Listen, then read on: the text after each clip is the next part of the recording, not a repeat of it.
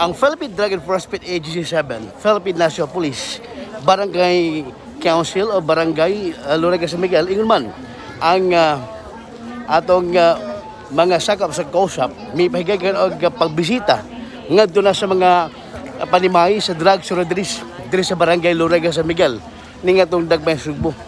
Uban sa direktor sa PDEA 7, Director Levi Ortiz, ang station commander sa Pariang Police Station 1, Police Major Albert Kilitorio, Barangay Kapitan sa Barangay Lorega San Miguel, Barangay Captain Fritz Gerald Herrera ingon man ang atong pangu sa COSAP, Sir Jonah Jan Rodriguez.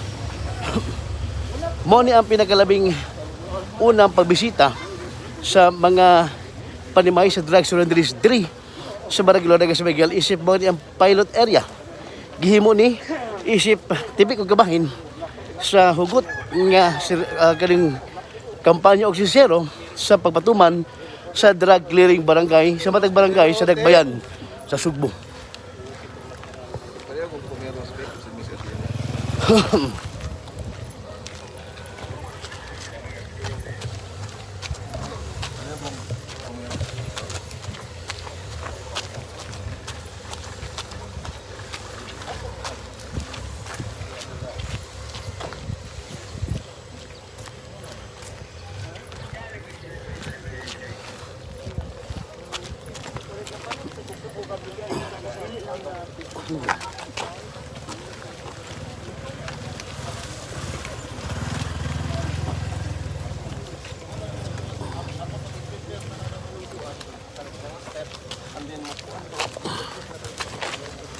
Pangutan hapon, sir. Kaya supposedly, mag-launch ni sa CDL.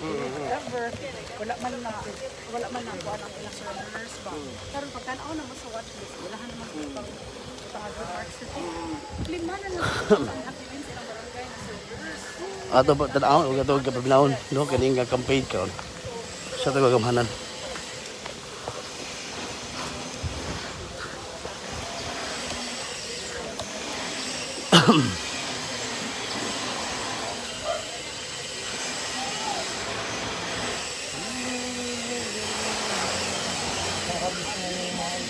Kanina usab sa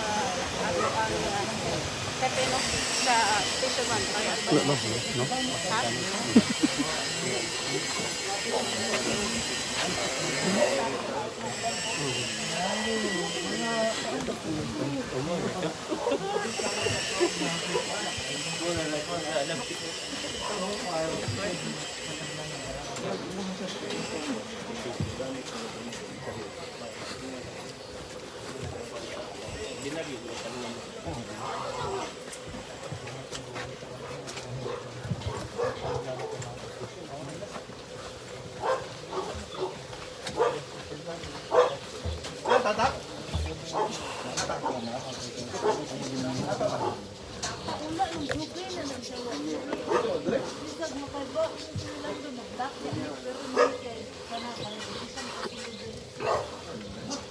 Diba? Dapat picture.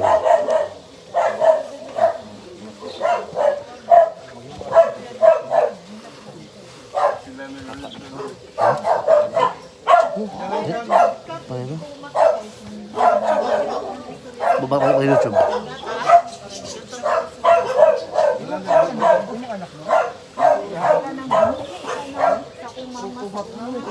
Ingat siya na. Ako ang dito sa dia.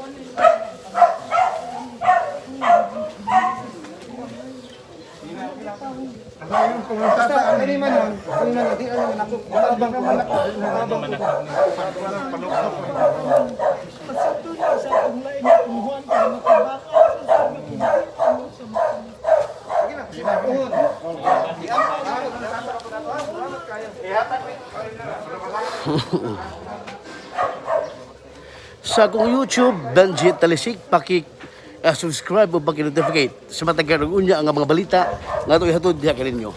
Salamat, mayong adlaw kaninyo tanan.